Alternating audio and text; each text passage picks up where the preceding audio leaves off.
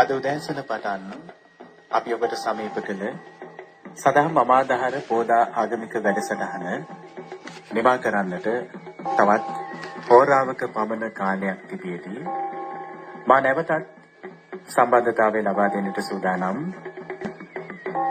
අප නැවතත් සම්බන්ධ වන්නේ රංගිර ශ්‍රී ලංකා මාධ්‍ය ජාලයේ ප්‍රවර්ධන හා සදහම් අංශ කළමනාකරු මා සොයුරු සංනිවේදක සාලිය ගුණසේකර සමග. බොහොම ස්තුතියි සංජීව. යලිත් අපිට අවස්ථාව සලසා දුන්නාට අපි අද උදෑසන සිට මේ දක්වාම ලෝතුරු දහමින් මුළු මහත් ලෝකවාසී ජනතාව පෝෂණය කළා. දැන් අපේ සදා මම ආධාර පෝදා ආගමික සත්කටයුත්තේ අවසන් ධර්ම දේශනාව වෙතයි සමීප වී සිටින්නේ. අද උදෑසන 6:30ට අටසිල් සමාදන් කරවීමත් එක්ක ආරම්භ වුණු මේ උතුම් සත්කටයුත්ත සෑම දහම් පිපාසාව සංසිඳවන ආකාරයට මහත් වූ සතුට සුම්නස අපි හදවත් තුළ තිබෙනවා. අපි දහමින් පෝෂණය වෙමු. දහම් මගේ ගමන් කරමු. මතු පිට අර්ථය අරගෙන අතරමං නොවි ධර්මයේ ගැඹුරට පිවිස ඒ අවබෝධ කරගෙන මේ ජීවිතය වඩාත් සෝදායි ලස්සන ජීවිතයක් බවට පරිවර්තනය කරගෙන ඉතා ඉක්මනින් නිවන් සාක්ෂාත් කරගන්න අපි පැහැදිලි නිවැරදි මාවතේ ගමන් කරමු කියන ශේපත් කිරීම සිදු කරමින් රාත්‍රී ධර්ම දේශනාව සඳහා අපි දැන් සූදානම් වන්නේ.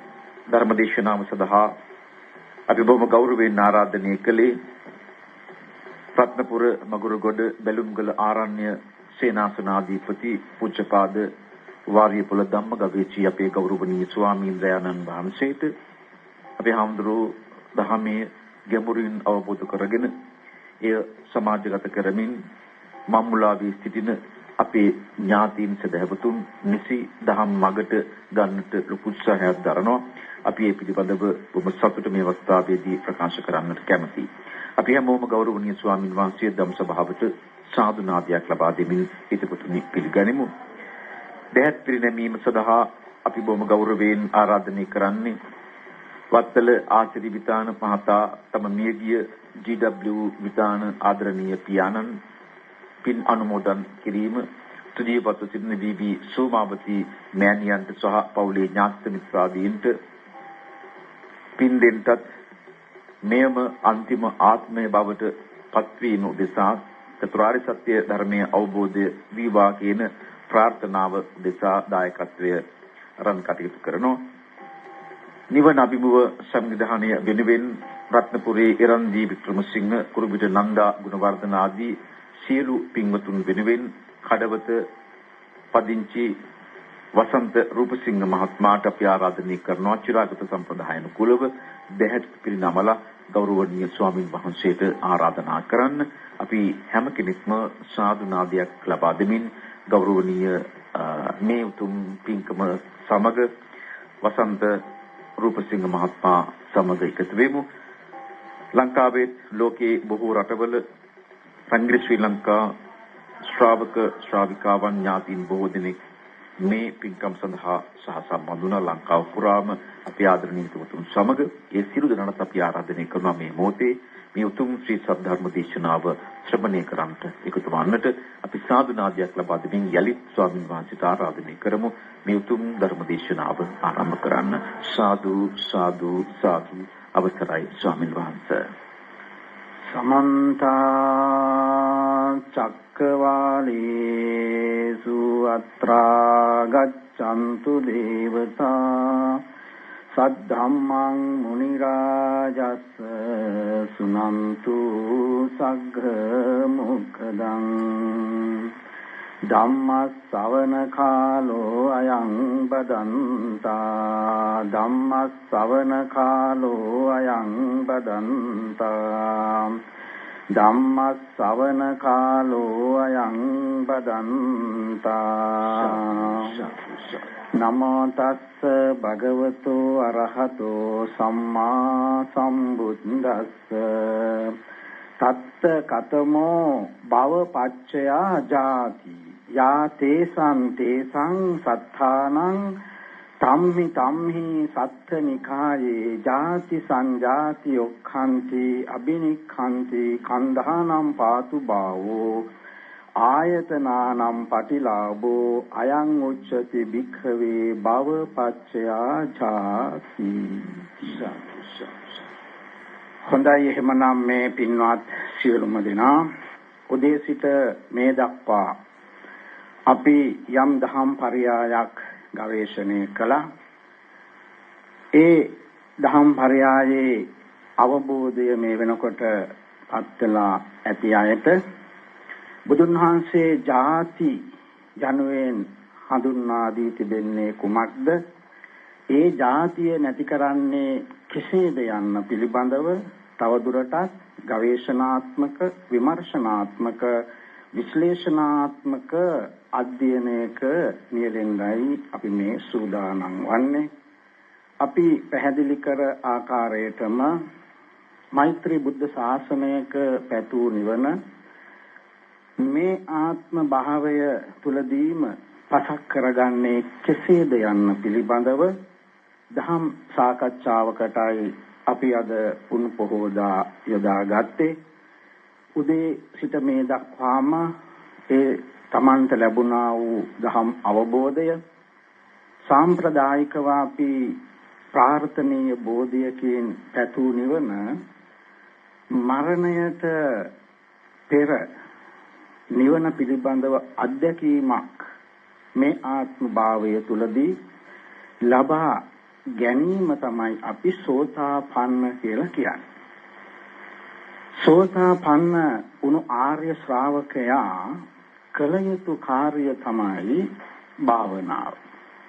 සක්කාය දිට්ඨි, විචිකිච්ඡා, සීලබ්බත පරාමාස කියන තුන් සංයෝජනයෝ සෝතාපන්න ස්වභාවයෙන් පූර්ණය කරන අතර ඉතිරි සංයෝජනයන් ප්‍රහාණය කිරීම සඳහා අපි ප්‍රායෝගික වැඩපිළිවෙලක් සකස් කරගත යුතුයි.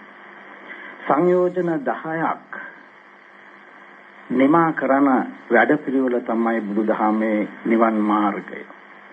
මෙහිදී මුල්ම සක්කාය දිට්ඨි, විචිකිච්ඡා, සීලබ්බත පරාමාස කියන සංයෝජනයන් සද්ධර්ම ශ්‍රවණයෙන්මයි ප්‍රහීන වේ.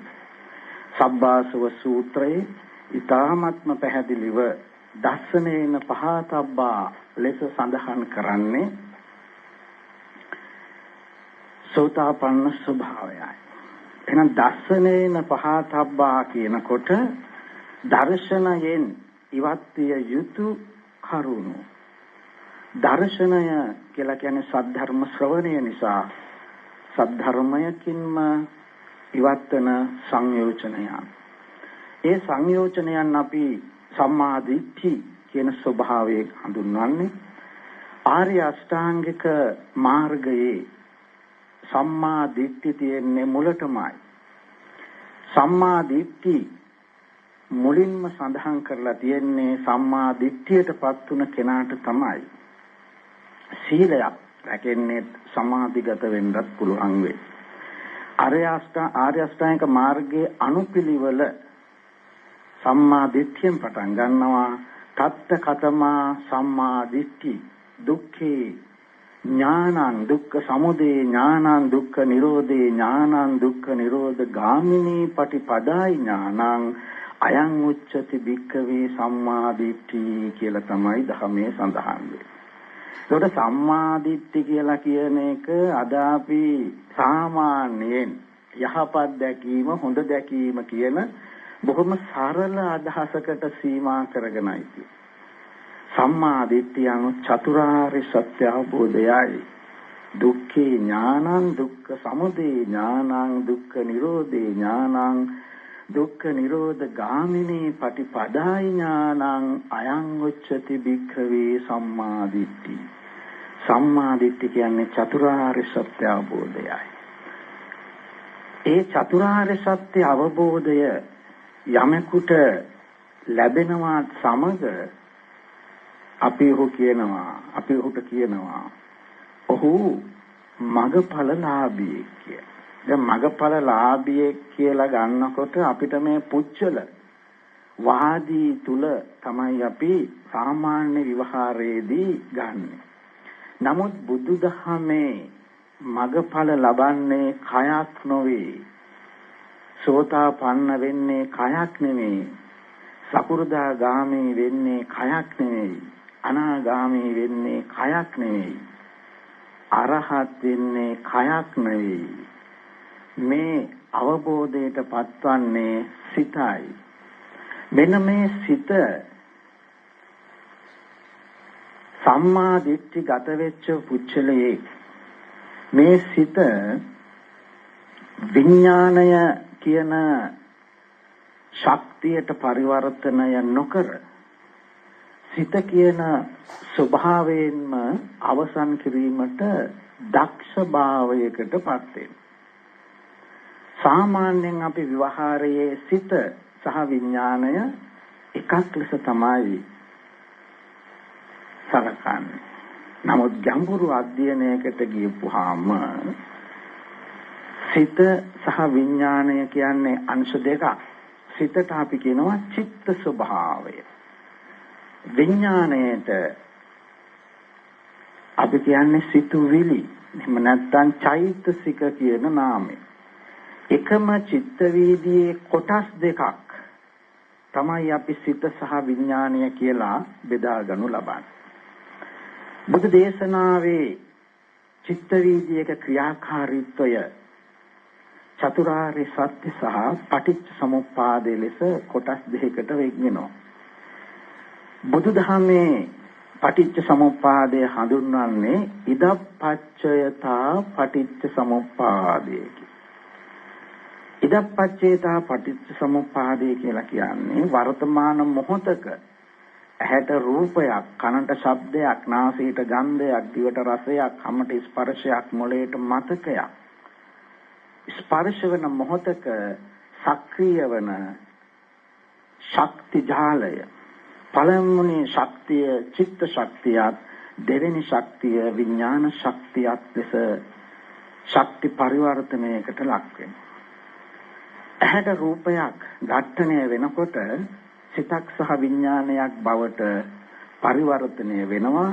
ඒ පරිවර්තන ස්වභාවය තමයි විඥානය කියන ස්වභාවයට මේක පරිවර්තනය වුණොත් එතෙන්ට අපි කියන උපතක් සිද්ධ වුණා. සිත ලෙසම අවසන් කළොත් අපි කියනවා ඔහු නිරෝධයටපත් වුණා කියලා. අපි දැනට අහලා තියෙන, කියවලා තියෙන දහමේදී පුච්චලයේ තමයි මේ අවබෝධයටපත් වෙන්නේ. නමුත් බුදුදහමේ තත්ත කතමෝ භවපච්චයා ජාති, භවපච්චයා ජාති යන කුමක්ද කියලා ප්‍රශ්නේ අහපුවාම උත්තරේ ලැබෙන්නේ යා තේසං සත්තානං ධම්මේ සත්තනිකායේ ජාති සංජාති ඔක්ඛන්ති අබිනික්ඛන්ති කන්ධානම් පාතු භාවෝ ආයතනානම් පටිලාභෝ අයං උච්චති භික්ඛවේ ජාති. එතකොට අපි මව් කුසකින් ඉපදෙන සත්ත්ව ජාතියක් පිළිබඳව තමයි බුදුදහමේ දැනට පරිශීලනය කරන්නේ.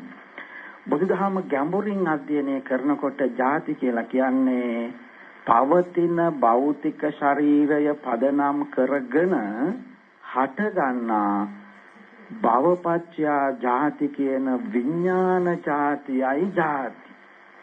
යා තේසං සත්තානං ධම්මි සත්ත නිකායේ මේ සත්‍යයාගේ ඒ සත්ත නිකායේම ක්ෂණයක් පාසා ඇතිවන ජාතියයි බුදුදහමේ ජාතිය. මේ ජාතියට තමයි බුදුහාමුදුරුවෝ විඥාණය කියලා කියන්නේ. ඒතකොට මෙතන සඳහන් වෙන්නේ තත්ත කතමෝ භවපච්චයා ජාති. භවපච්චයා ජාති අනුකුමක්ද? භවපච්චයා ජාති කියන එක අපිට හමු වෙන තව තැනක් තියෙනවා. පටිච්ච සමුප්පාදය සාකච්ඡා කරනකොට අවිද්‍යාපච්චයා සංඛාරා, සංඛාරපච්චයා විඥානං, විඥානපච්චයා නාම රූපං, නාම රූපච්චයා සලආයතනං, සලආයතනපච්චයා පස්ස, පස්සපච්චයා වේදනා, වේදනාපච්චයා තණ්හා, තණ්හාපච්චයා උපාදාන, උපාදානපච්චයා භව, භවපච්චයා ජාති. ඒකට භවපච්චයා ජාති කියන තැන බුදුදහමේ සඳහන් වන්නේ ඇහැට රූපයක් ඝට්ටණය වුණාමයි භවපච්චයා ජාති. කනට ශබ්දයක් වැදුනහමයි භවපච්චයා ජාති. නාසයට ගන්ධයක් සම්බන්ධ වුණාමයි භවපච්චයා ජාති. දිවට රසයක් සම්බන්ධ වුණාමයි භවපච්චයා ජාති.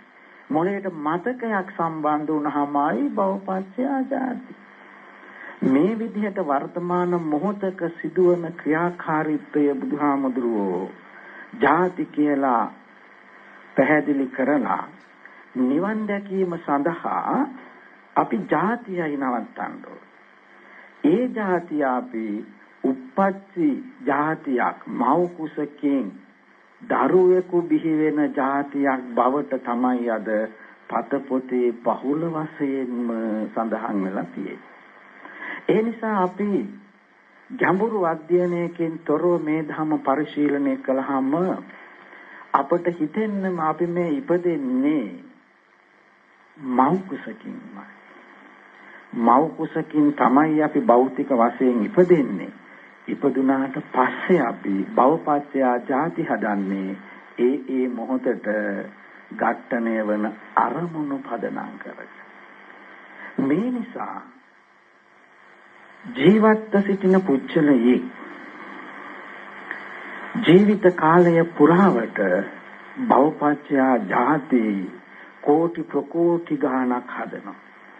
ඇහැට රූපයක් ඝට්ටණය වෙලා ඒකට දේශ සහගත සිතුවිල්ලක් ගොඩ නැගුවොත් ඒ දේශ සහගත සිතුවිල්ල හදන්නේ භවපච්චයා ජාති කියන සත්ත්ව වර්ග කෝටි ප්‍රකෝටි ගාණක් හදනවා. එක තප්පරයකට චිත්ත වීදි ලක්ෂ ගාණක් හැදෙනවා. එතකොට ඇහැකට රූපයක් දැකලා කේන්තියක් ගන්න මොහොතක චිත්ත වීදි දහස් ගණනක් ලක්ෂ ගණනක් හැදෙනකොට භවපච්චයා ජාති ලෙස ඌරෝ මීයෝ ගෙම්බෝ විවිධාකාරයේ සත්තු අපි හදා ගන්නවා විඥාණයට. ඒ මොහොතක මැරුණහම එළියට යන්නේ ඒ මට්ටමේ හිටපු විඥාන ජාතිය. එතකොට බුදුදහමේ ජාති හැදෙන්නේ ඇහැට දකින රූපෙට, කනට ඇහෙන ශබ්දෙට, නාසයට ගන්ධය, දිවට රස, හමට ස්පර්ශ, මොළයට මතක කියන 6 ආකාරය. එතකොට අපි රූපයක් විනාඩියක් බලාගෙන ඉන්නකොට ඒකට දේශසහගත සිතුවිලි කෝටි ප්‍රකෝටි ගාණක් ඒ විනාඩිය තුල හදනකොට අපි හදනවා සත්ත්ව ආත්ම කෝටි ප්‍රකෝටි ගාණක්.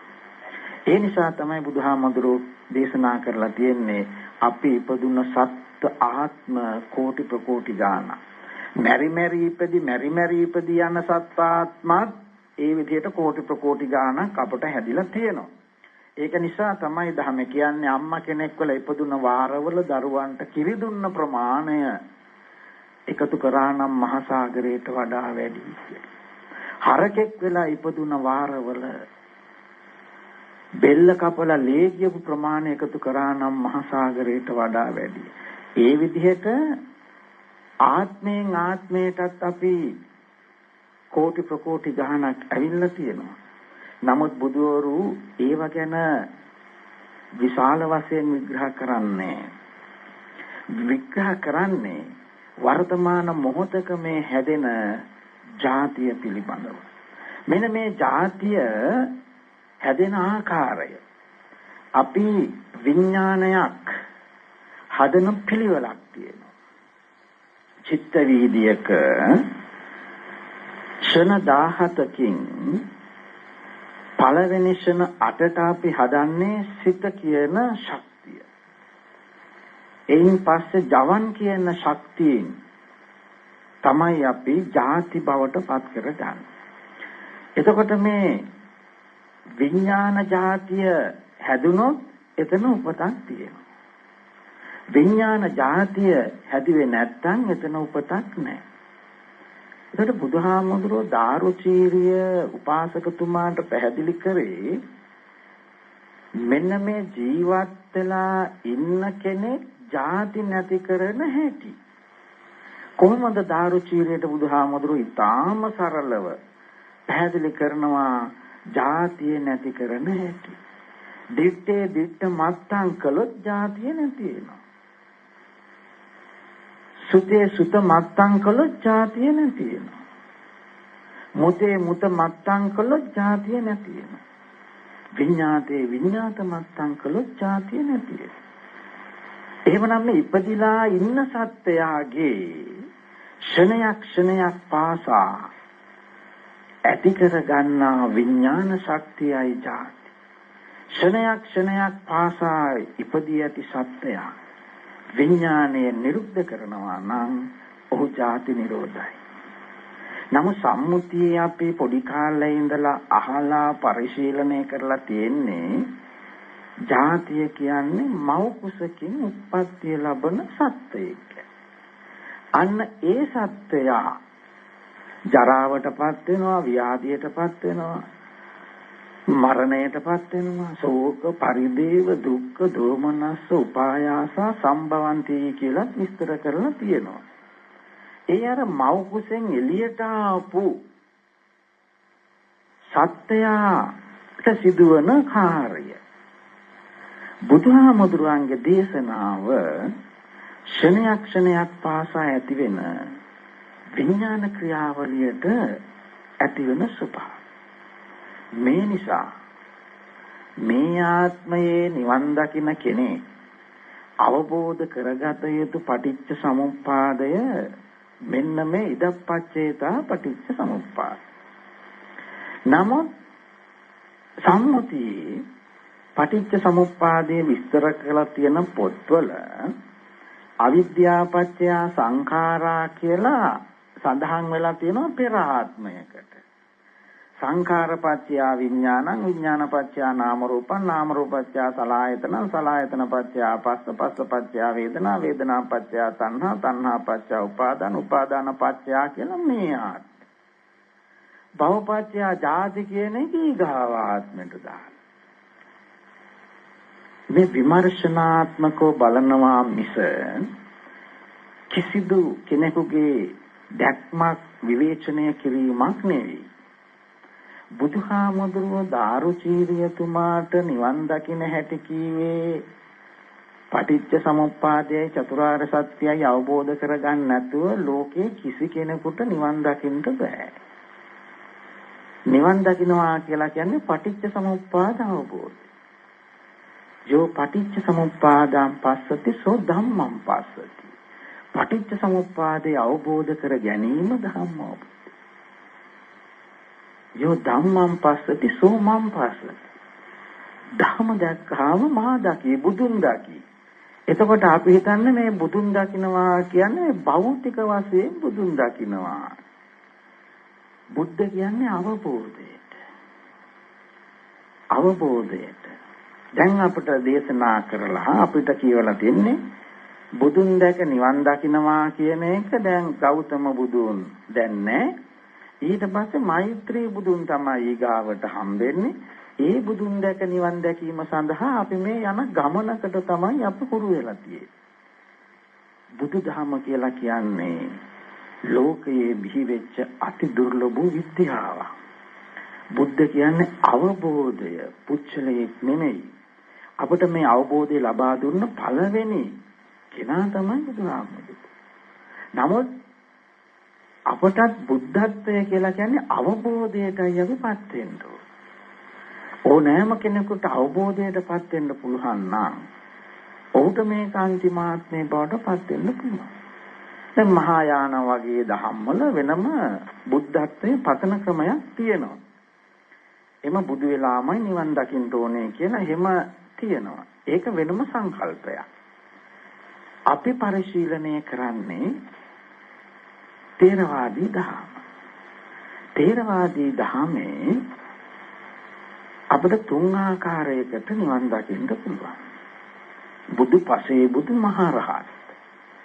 එතකොට බුදු කියලා කියන්නේ සම්මා සම්බුද්ධ. ඒකේ තියෙනවා බුද්ධ කියන වචනේ. පච්චේක බුද්ධ. ඒකේ තියෙනවා බුද්ධ කියන වචනේ. අරහත් බුද්ධ. ඒකේ තියෙනවා බුද්ධ කියන වචනේ. එතකොට මේ බුද්ධ කියලා කියන්නේ අවබෝධයට. සම්මා සම්බුද්ධ. ඒ තමයි තමන් විසින්ම අවබෝධ කරගෙන අන් අයට දේශනා කරන අවබෝධයටපත් වුණු කෙනා. පච්චේක බුද්ධ අවබෝධයටපත් වුණාට අන් අයට දේශනා කරන්නේ නැහැ කියන සංකල්පයක් තියෙනවා. අවබෝධ වුණාට දේශනා කරන්න බෑ කියන මතය තමයි ලෝකයේ තියෙන්නේ. ඒ නිසා ඒක ගැඹුරින් බලනකොට ඊට වැඩිය වෙනස් කාරණාවක්. නමුත් සම්මුති සමාජයක පිළිගන්න නිසා අපි ඒ ගැන ගැඹුරු විග්‍රහයක් කරන්න ඕනේ. පච්චේක බුද්ධ පසේ බුදුවරයාට අවබෝධ වුණාට දේශනා කරන්න බෑයි කියන සම්මුතියේ තියෙන මතය අපි දැනට පිළිගන්න පුළුවන්. නමුත් ඒකෙත් වැඩි ගැඹුරු අධ්‍යයනයක් කරපුවම ඊට වඩා වෙනස් අවබෝධයක් අපට ලැබෙයි. ඊට පස්සේ අරහත් බුද්ධ. අරහත් බුද්ධ කියන්නේ අරහත් වෙලා නිවන් දකින්න කියලා. එහෙමනම් අපි බුද්ධත්වයට පත් වෙන්නේ අරහත් බුද්ධ කියන ස්වභාවය. අරහත් බුද්ධ අරහතුන් වහන්සේ අනිවාර්යෙන්ම සෝතාපන්න වෙලාමයි බුද්ධත්වයට පත් වෙන්නේ. ඒ සම්මා සම්බුදු වරු සෝතාපන්න වෙන්නේ නැහැ. ඒගොල්ලන්ට සෝත කරන්න කෙනෙක් නැහැ. ඒගොල්ලෝ තමන් විසින් සම්බු ඥාණයෙන් ධර්ම අවබෝධ කරගන්නවා. බුදුවරු ගැන කතා කරනකොට මඟඵල හතරක් ගැන පොත්වලවත් සඳහන් වෙන්නේ නැහැ. ඒකට හේතුව තමයි සම්මා සම්බුදුවරු, පසේ බුදුවරු තමා විසින්මයි මේක අවබෝධ කරන්නේ. හැබැයි අරහත් බුද්ධ හැම මොහොතකම සෝතාපන්න සකෘදාගාම අනාගාමී අරහත් කියන පිළිවෙලට තමයි බුද්ධත් මේ අවබෝධයට පත්වලා පිරුණම් පාන. හැබැයි මේකේ කාලය සමහරට පැයක් දෙකක් වෙන්න පුළුවන් මේ මගපල හතරම පූර්ණේ කරන්න. දැන් ධාරුචි රූපාසකතුමාට පැය දෙකක විතර කාලයක් ගිහිල්ලා තියෙන්නේ මේ සම්පූර්ණම ක්‍රියාවලියට. බිම්බිසාර රජුන්ට ආත්ම ගණනාවක් යනවා කියලා තමයි පොතපතේ සඳහන්. මේ නිසා මේකේ කාලච්ඡේදය එකිනෙකාට සාපේක්ෂයි. හැබැයි අරහත් බුද්ධ සෝතාපන්න වෙන්න ඕනේ මොරින්. සෝතාපන්න කියන්නේ නිවන යන කුමක්ද අසා දැනගෙන ඔහු ඊට පස්සේ මේක පරිශීලනය කරනවා. එහෙමනම් මෙන්න මේ නිවන කියලා කියන්නේ ඉපැත්ම නැති කරන ක්‍රමේ නම් භවපච්චයා ජාති කියලා කියන්නේ මේ ආත්මය අවසන් කරලා ඊගාව ආත්මයක ඉපදෙන භවය නෙමෙයි. ගවේෂණය කරන්න, පරිශ්‍රණය කරන්න. බුදුහාමුදුරුවෝ දේශනා කරලා තියෙනවා මා පිටක සම්ප්‍රදානේන පිටකයේ තිබූ පමණෙන් පිළි නොගන්න. අපිට හිම් බෑ. අපි පොතේ තියෙන එකමයි පිළිගන්නේ. පොතේ තියෙන එකම පිළිගන්න ඕනේ නෑ. තමන්ගේ ප්‍රඥාවනොත් විමසලා බලන්න ඒ කියන කාරණාව හරිද කියන එක. එතකොට බුදුහාමුදුරුවෝ ආත්ම තුනකටද බෙදන්නේ පටිච්ච සමුප්පාදය. එහෙම නැත්නම් ක්ෂණයක් තුළ ක්‍රියාත්මක වන ක්‍රියාවලියක්ද කියන එක තම නැනපමණින් අධ්‍යයනය කළ යුතුයි. චක්කුංච පටිච්ච රූපේච උප්පජ්ජති චක්කු විඥානං තින්නම් සංගති පස්සෝ පස්සපච්චය වේදනා වේදනා පච්චය තණ්හා තණ්හා පච්ච උපාදාන උපාදාන පච්චය භව පච්චය ජාති. එනේ මේ විස්තර කරන්නේ පටිච්ච සමුප්පාදයයි. පටිච්චසමුප්පාදයේ භව තුනකට ආත්ම තුනකටද මෙතන විස්තර කරන්නේ ත්‍රිපිටකයේ පුරාවටම. පටිච්චසමුප්පාදේ විස්තර කරන්නේ ඇහැට දකින රූපයකටයි. සෝතම් පටිච්ච සද්දං උප්පජ්ජති සෝත විඥානං තින්නම් සංගති පස්සෝ පස්සපච්චය වේදනා වේදනා පච්චය තණ්හා තණ්හා පච්චය උපාදාන උපාදාන පච්චය භව පච්චය ජාති. කනට එන ශබ්දයටයි පටිච්ච සමුප්පාදය.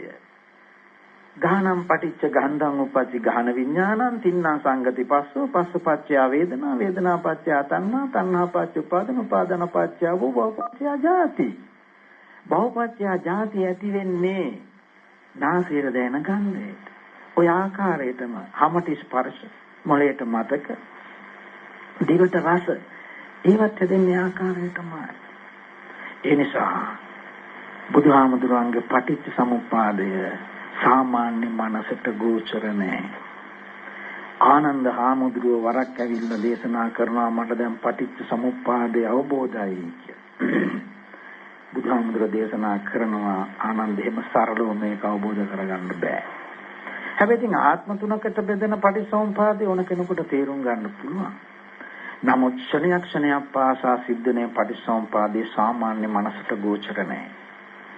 මේ නිසා යති සන්තේසං සත්තානං ධම්මි සත්තනිකායේ ජාති සංජාති ඔක්ඛන්ති අබිනික්ඛන්ති khණ්ඩානම් පාතු භාවෝ ආයතනානම් පටිලාභෝ. දැන් අපි ආයතන කියලා ගත්තාම අපි සලායතන කියලා තමයි දන්නේ. ආයතන කියනකොට සලායතන ගැඹුරුයි සියුම් ප්‍රඥාවන්තයින්ට ඉතා පහසුවෙන් අවබෝධ වෙනවා.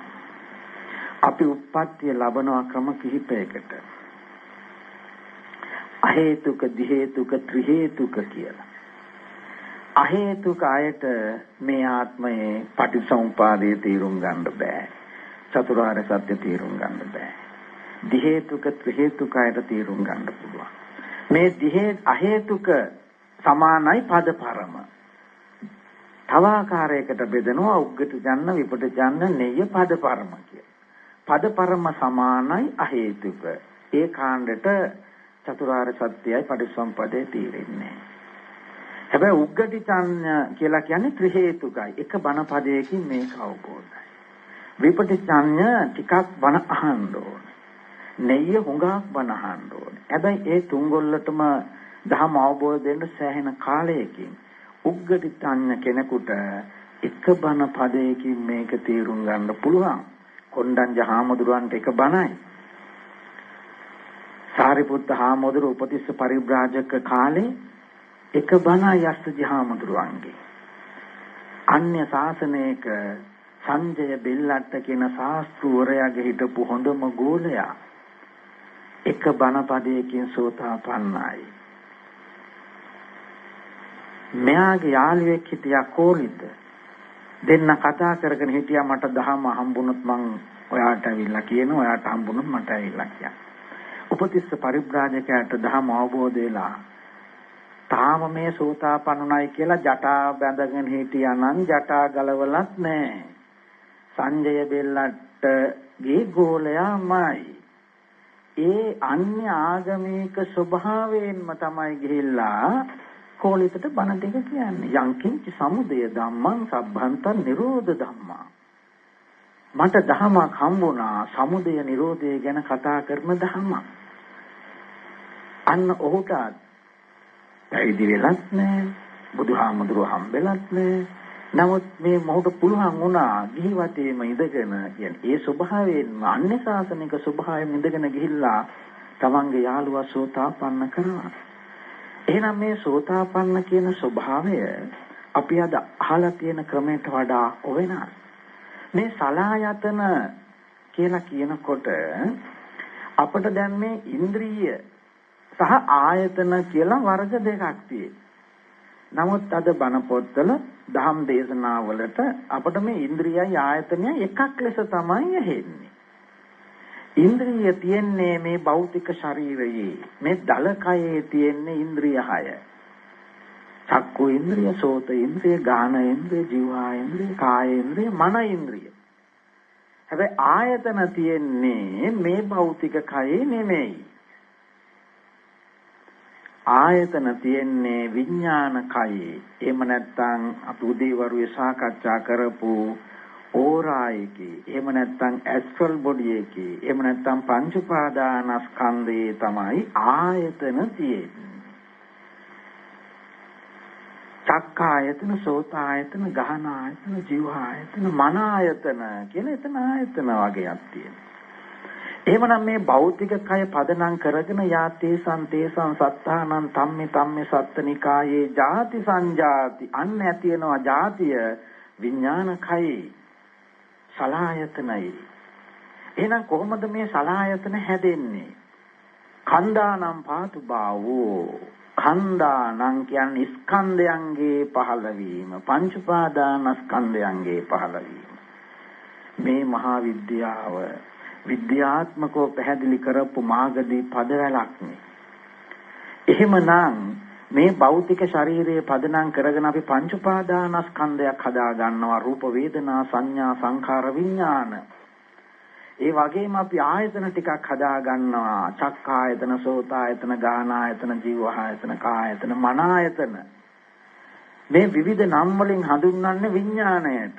පංච උපාදානස්කන්ධය කිව්වත් සලආයතන කිව්වත් මේ කියන්නේ විඥාන කයද. එහෙනම් විඥාන කය කියලා කියන්නේ මේ කය හා සම්බන්ධ ශක්තිමය කය. ඇස්ට්‍රල් බොඩි කියලා කියන්නේ ඒකට. එහෙමනම් ඕරා කියලා පුදේවරුයි කතා කරේ විද්‍යාත්මක ඒකට.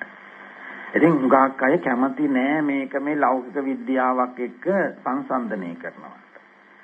ඔබට මේ ආත්මේ නිවන් දකින්න ඕන නම් ඔබ කල යුත්තේ මෙන්න මේ ආයතන නිරෝධ කරන්න ඕනේ. පංච උපාදානස්කන්ධය අනිත්‍ය වශයෙන් දකින්න කියලා තමයි සීල සූත්‍රයේ තියෙන්නේ. එහෙමනම් මේ චතුරාර්ය සත්‍යයයි පටිච්ච සමුප්පාදයයි කියලා කියන්නේ චිත්ත වීදියක කොටස් දෙකක්. චිත්ත වීදියේ මුල් කොටස සිත. චිත්ත වීදියේ දෙවෙනි කොටස විඥානය.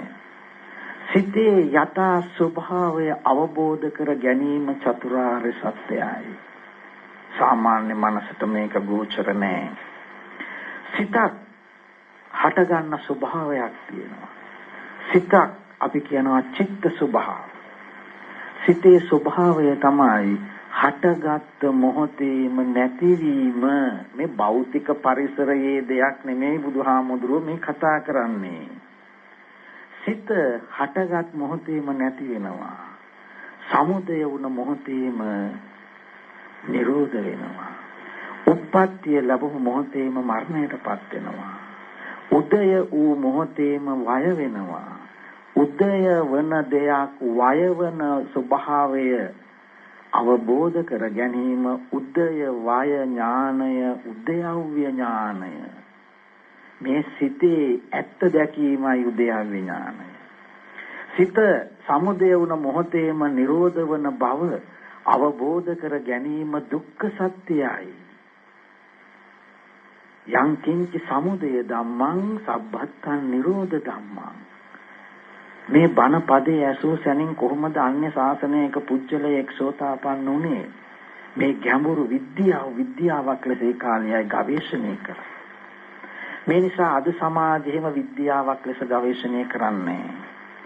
බුදුහාමුදුරුවෝ සාරාසයෙන් කල්පලක්ෂයක් පෙරම් පුරාගෙන අවබෝධ කරලා තියෙන්නේ අද අපි ඔය කතා කරන සරල දේවල් නෙමෙයි. ගවේෂණය කරලා බලුවොත් බුදුහාමුදුරුවෝ සාරාසයෙන් කල්පලක්ෂයක් පෙරම් පුරලා හොයාගෙන තියෙන්නේ මොකද්ද? අම්මා තාත්තා මියගිය උපහාම පින් දෙන්න කියන එකටද? දැන් මේ වගේ සරල දෙයක්ද ඒව කරන්න ඕනේ? ඒක නෙමෙයි මම මේ කියන්නේ. මියගිය උපහායට පින් දෙන්න කියනද බුදුවරයෙක් සාරාසයෙන් කල්පලක්ෂයක් පෙරම් පුරා.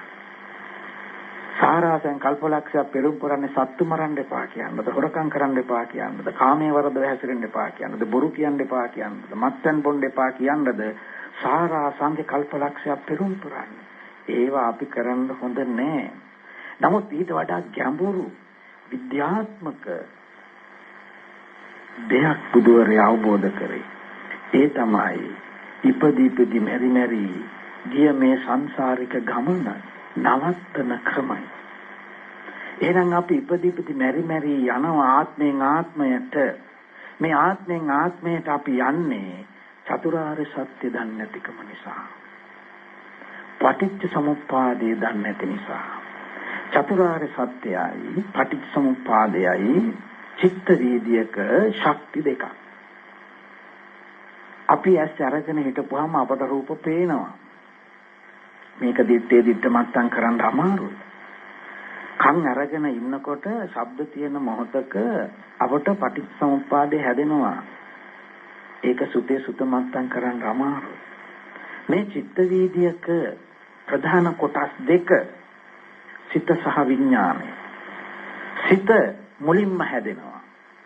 සිතේ ඇත්ත දැකීම චතුරාර්ය සත්‍යයයි. සිත සමුදය වුණ මොහොතේම නිරුද්ධ වෙනවා. ඒ බව අවබෝධ කර ගැනීමයි දුක්ඛ සත්‍ය. අපි දැන් මේක දුක කියන එකයි ඉංග්‍රීසි භාෂාවේ suffering pain වගේ වචනයකට සීමා කරගෙන. බුදුහාමුදුරුවෝ දුක වගේ එහෙම සරල දෙයක් නෙමෙයි මේ ජීවේ. කයට මනසට දැනෙන දුකක් නෙමෙයි. මේ දුක අවිද්‍යාව. අවිද්‍යාව අපි දන්නේ නැත්තේ. දැක් රූපයක් දැක්කහම දැක්ක ගාම මේක අවසන් වෙනවායි කියන සමුදය වෙන මොහොතේම නිරෝධ වෙනවායි කියන එක සාමාන්‍ය මනසට ගෝචර නැහැ. හැබැයි මේ ශක්තිය සමුදය වෙන මොහොතේම නිරෝධ වෙන බව අවබෝධ කරගත්තොත් විඥාන කියන ශක්තියට මේක පරිවර්තනය වෙන්නේ. ලෝකේ ශක්ති විනාශ වෙන්නේ. ලෝක ශක්ති පරිවර්තනයක් වෙන්නේ. චිත්ත ශක්තිය විඥාන ශක්තිය බවට පරිවර්තනය වෙනවා. ලෝකේ එකම තැන ශක්තිය නවත්තන තැන තමයි බුදුහාමුදුරුවෝ අවබෝධ කළේ. ඒ තමයි සිත දෙස බලාගෙන ඉන්නකොට මේකේ සමුදය නිරෝධේ කාට හරි අවබෝධ වුණොත් විඥාන ශක්තිය හැදෙන්නේ. එහෙනම් මේ විඥාන ශක්තිය කියලා කියන්නේ මනෝකායේ ස්වභාවය. පංච උපාදානස්කන්ධයේ ස්වභාවය. එහෙනම් සිතක් විඥානයක් බවට පරිවර්තනය වෙන්නේ අපි සිත දෙස බලා නොසිතීම නිසා. සිත දෙස බලාගෙන හිටියොත් සමුදය නිරෝධයේ ක්‍රියාකාරීත්වය ප්‍රඥා ඇසෙන් දකින්න පුළුවන්. මේ නිසා ඉන්ද්‍රියන් 6ක් තිබ්බට ඉන්ද්‍රියන් 6ටම අපට සමුදය නිරෝධයේ පුහුණු වෙන්න අමාරුයි. මේක පුහුණු වෙන්න පුළුවන් එකම මනපටිච්ච ධම්ම උප්පස්ස මනෝවිඥානං කියන තැන විතරමයි. මේ නිසා මේ චතුරාර්ය සත්‍යය පටිච්චසමුප්පාදයයි කියන්නේ සිතක් සිතුවිල්ලක් බවට පරිවර්තනය වන විද්‍යාත්මක ක්‍රමවේදය. මේකේ මුල් ස්වභාවය සිත හැදෙනවා. මේ සිත හැදුනහම ඒක පරිවර්තනය වෙනවා විඥානයේ බවට. හැබැයි සිත දෙස බලාගෙන හිටියොත් විඥානයේ බවට පරිවර්තනය වෙන්නේ නැහැ. එහෙමනම් ඉන්ද්‍රියන් 6ක් තිබ්බට ඉන්ද්‍රියන් 6ම භාවිතා කරලා නිවන් දකින්න බෑ. අපි ඉන්ද්‍රියන් 5ක් වහගන්න ඕනේ. ඒ වහගන්න ඕන නිසා තමයි බුදුහාමුදුරුවෝ අරඤ්‍යගතව, රුක්කමූලගතව, ශුඤ්ඤාගාරගතව කියලා කිව්වේ. ඒ අරඤ්‍යගතව, රුක්කමූලගතව, ශුඤ්ඤාගාරගත වුණාම අපට ඉන්ද්‍රියන් 5ක් වහගෙන ඉන්න පුළුවන්. හැබැයි ගිහි ජීවිතේ ගත කරමින් ඉන්ද්‍රිය 5 වහන්න අමාරුයි. මේ නිසා බුදුහාමුදුරුවෝ අවවාද කළේ ඔබ පැවිදි ජීවිතයටපත් වෙන්න තුන්සිරයි පාත්‍රයේ ගන්ධ වනයේට යන්න. ගිහිල්ලා ඉන්ද්‍රියන් 5 වහගෙන මනපටිච්ච ධම්ම කියන තැනට මතක් වෙන එකට සතිය පිහිටවන්න ඕන. මතක් වෙන දෙයට සතිය පිහිටවන එකට සතිපට්ඨානය කියලා කියනවා. එතකොට අපට අර විඥාන කය හැදෙන්නේ, සලආයතන කය හැදෙන්නේ, පංච උපාදානස්කන්ධය කියන කය හැදෙන්නේ. එතකොට මෙන්න මේ සලආයතන කියන්නේ පංච උපාදානස්කන්ධය කියන්නේ අපේ විඥාන කයට. අපි හැම මොහොතකම මේ විඥාන කය හදනවා. එන රහතන් වහන්සේලා බුදුවරු ආර්ය කරන්නේ ආයතන නිරෝධ කරන එක. සම්මුතිය අපි ඉන්ද්‍රිය නිරෝධ කරා කියලා ගත්තොත් රහතන් වහන්සේලාට ඉන්ද්‍රිය නිරෝධ කරා නම් රූප බලන්න විදිහක් නැහැ. ඒ රූප ආයතන නිරෝධ කරන මිසක් ඉන්ද්‍රිය නිරෝධ කරන්නේ. ඉන්ද්‍රිය තියෙද්දි ආයතනයයි නිරෝධ කරන්නේ. ඒ ආයතන කියලා කියන්නේ මේ කය පදනම් කරගෙන ඇති කරගන්න විඥාන කය. ඒ විඥාන කයට තමයි අපි කියන්නේ ශක්තිමය කය. මේ ශක්තිමය කය තමයි අපේ මරණයත් එක්ක එළියට යන්නේ. එහෙනම් රහතන් වහන්සේ කෙනෙක් නිරෝධ සමාපත්තියට සමුයදලා ඉන්නකොට මේ භෞතික කය තියාගෙන මනපටිච්ච ධම්මෝපදි මනෝවිඥානං කියන විඥාන කය හදන්න අවශ්‍ය කරන මූලික සාධකය නිර්මාණය කරන්නේ. අරමුණට සිත පිහිටවපුවාම අරමුණේ ඇත්ත දකින්නවා සමුදය සහ නිරෝධය කියලා. සමුදය නිරෝධය දැක්කහම දුක්ඛ සත්‍ය අවබෝධයි. ඒ දුක්ඛ සත්‍ය අවබෝධන කෙනා පුහුණු වෙනවා ඊගාව චිත්ත වීදියට විඥානයක් හදන්න නැති වෙන්න. ඒකට කියනවා මාර්ග සත්‍ය කියලා. මාර්ග සත්‍ය කියන්නේ පුහුණුව භාවනාව. අද වර්තමානයේ අද අපි දුක්ඛ සත්‍ය ඉගෙන ගමු, හෙට අපි දුක්ඛ නිරෝධය ඉගෙන ගමු. එහෙම අපි පිළිවෙලකට පාඩමක් ලෙස ඉගෙන ගන්නවා. මේක ලොකු කාලච්ඡේදයකට යන ක්‍රියාවලියක් ලෙස. මේක එක ක්ෂණයකදී සිද්ධ වෙන්නේ චතුරාර්ය සත්‍ය. එහෙනම් මේ භෞතික ශරීරය පදනම් කරගෙන අපි විඥානයක් හදනවා. මෙන්න මේ විඥානය හදන ක්‍රියාවලියට කියනවා පටිසන්ධි කියලා. දැන් පටිසන්ධි කියලා කියන්නේ චිත්ත වීදියක ජවන්සිත 7. ජවන්සිත 7 අවසාන ජවන්සිත 2 චුති උප්පත්තියක් වෙනවා හැම චිත්ත වීදියකම. මෙන්න මේ හැම චිත්ත වීදියකම වන චුතිය සහ උප්පත්තියටයි පටිසන්ධි කියන්නේ. මේ හැම මොහොතකම අපි තුල මේක වෙනවා. මේ පටිසන්ධි වෙවි තියෙන විඥාණය යම් මොහොතකදී මරණාසන්න මොහොතේ විශ්වයට ගිහිල්ලා මව් කුසකට යන එකට කියන්නේ ඔක්කාන්ති කියලා. දැන් අපි මේක පටලවාගෙන පටිසන්ධි කියනවා මව් කුසක ඇති වෙන එකට. මව් කුසක සිද්ධ වෙන්නේ ඔක්කාන්ති, පටිසන්ධි වෙන්නේ විඥාණයට. හැබැයි මේක චිත්ත වීදියක ඇති වෙන විඥාණය. නමුත් අපිට පතපොතේ අපි අවුරුදු ගාණක් ඉගෙනගෙන තියෙන්නේ ආත්ම තුනකට ගැලපෙන පටිච්ච සමුප්පාදයක් නිසා ඒකේ පටිසන්ධි වෙනවම උකුසක. නමුත් බුදුහාමුදුරුවෝ කතා කරන්නේ සිතුවිල්ලක පටිච්ච සමුප්පාදය, චිත්ත වීදියේක පටිච්ච සමුප්පාදය, ඇහැට දකින රූපයේ පටිච්ච සමුප්පාදය. අන්නේ පටිච්ච සමුප්පාදය හදන්න නැති වෙන්න නම් සිත පිළිබඳව ගවේෂණය කරන්න ඕනේ. සිත පිළිබඳව ගවේෂණය ආර්ය පරේෂණයයි. එහෙනම් බුදුහාමුදුරුවෝ ආර්ය පරේෂණය කියලා ආර්ය පරේෂණ සූත්‍රයේ සඳහන් වෙන්නේ මේ සිත පිළිබඳව කළ ගවේෂණය. නමුත් අද අපි මේ සිත පිළිබඳව නෙමෙයි ගවේෂණය කරන්නේ, කය පිළිබඳව ගවේෂණය. එහෙමනම් බුදුදහමේ භවපච්චයා ජාති කියලා කියන්නේ මව් කුසක දරුවෙක් ඉපද වෙන ජාතිය නෙමෙයි. ඇහැට දකින රූපයට ඇති වෙන විඥාන ජාතියයි. ඔබට මේ ආත්මේ මෙන්න මේ විඥාන ජාතිය නිරුද්ධ කරන්න පුළුවන් නම් ඒ නිරුද්ධ කරන මොහොතක ඔබ භෞතික කය ගිලිහුණොත්, භෞතික කයේ මරණයටපත් වුණොත් ඔබ පරිනිර්වාණයටයිපත් වෙන්නේ. මේ නිසා තමයි අපි දැනුවත් කරේ මෛත්‍රී බුද්ධ ශාසනයේ පැතු නිවන මේ ආත්මය උදාපත් කරගන්න ආකාරය. දැන් මෛත්‍රී බුද්ධ ශාසනයට අපි ගියයි කියන්නකෝ. ඒ ගිහිල්ලා අපි මොකද්ද ආයෙත් මෛත්‍රී බුදුහාමුදුරුවන්ගෙන් ඉගෙන ගන්නේ චතුරාර්ය සත්‍යය පටිච්චසමුප්පාදයයි නම් මේ දිහා චතුරාර්ය සත්‍යය පටිච්චසමුප්පාදය මෛත්‍රී බුදුහාමුදුරුවෝ දේශනා කරන්නේ. සියලුම බුදුවරු දේශනා කරන්නේ එකම ධර්මයි. එහෙනම් ඒ එකම ධර්ම නම් මේ චතුරාර්ය සත්‍ය සහ පටිච්චසමුප්පාද. හැබැයි කිසි ජීවිතේ ගත කරමින් මේක කරන්න අපහසුයි. බැරි කමක් නැහැ. පැය 24න් පැය කිහිපයක් මේකට වෙන් කරගෙන දෛනිකව තමන්ව රාජකාරී කරන වෙලාවේ විනාඩි 5ක් වෙන් කරගන්න පුළුවන් නම්, ගෙදර දොරේ වැඩ කටයුතු කරන වෙලාවේ විනාඩි 5ක් අවම වශයෙන් කරන්න පුළුවන් නම් ආරම්භක පුහුණුවක් ලෙස S2 පියාගෙන හුදකලා තැනකට ගිහිල්ලා අපි කල යුත්තේ සිත දෙස බලාගෙන ඉන්න. සමුදය නිරෝධය වෙන්නේ එතන. මෙන්න මේ සමුදය නිරෝධය වෙන එකට බුදුහාමුදුරුවෝ කියනවා ශුන්්‍යතාවයටපත් වෙනවා. යමක් ඇති වුණ මොහොතේම නැති වුණාමයි අපිට ශුන්‍යයි කියන්නේ. ඒ නිසා අපි අත්විඳින්නේ සිතේ ශුන්‍යත්වයක්, විඥානීය ශුන්‍යත්වයක්. අපේ අවාසනාවකට පතපොතේ දේශනාවල ඇහෙනවා මේ බාහිරයේ බුදුහාමුදුරුවෝ ශුන්‍යත්වයක් කතා කරා, එළිය මොකුත් නැහැ කියලා.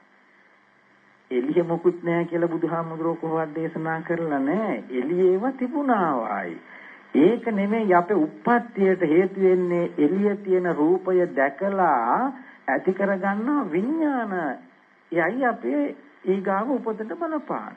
අපි එළිය තියෙනව අනිත්‍ය දුක්ඛ අනාත්ම ලෙස බැලුවයි කියලා අපිට නිවන් දකින්න බෑ.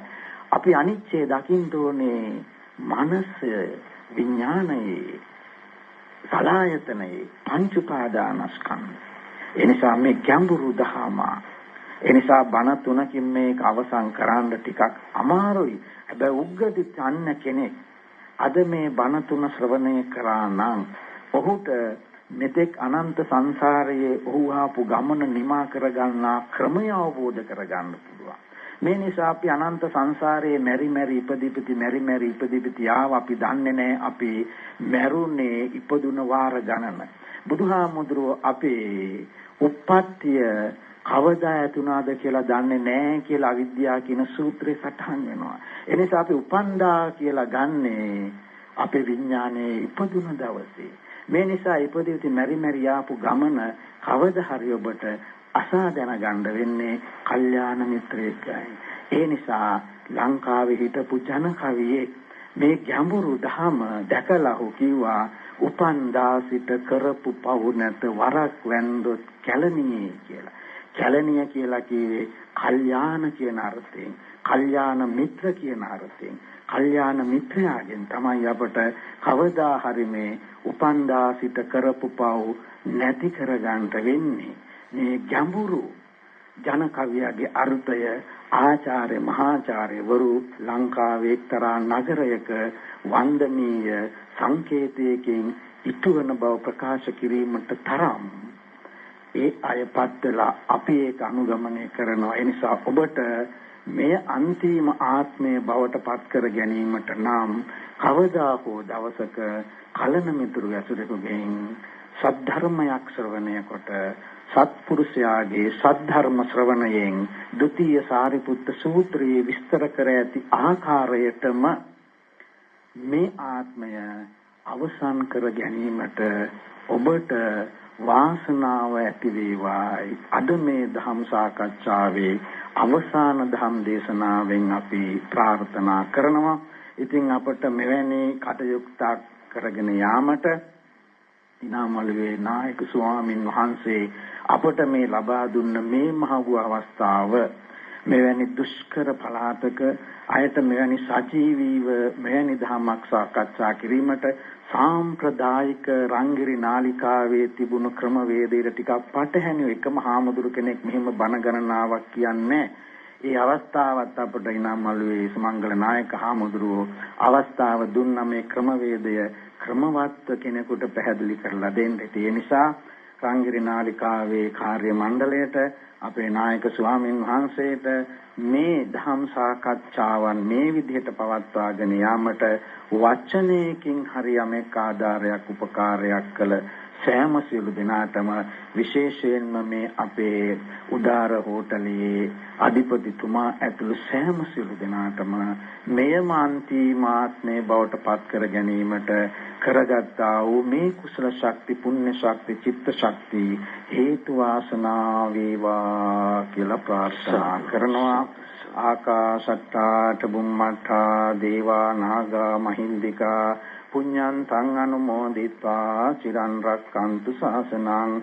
ආකාශට්ටා චුම්මට්ටා දේවා නාග මහින්దికා පුඤ්ඤන්තං අනුමෝදිत्वा චිරන් රක්칸තු දේශනං. ආකාශට්ටා චුම්මට්ටා දේවා නාග මහින්దికා පුඤ්ඤන්තං අනුමෝදිत्वा චිරන් රක්칸තු මම් පරන්ති. සත්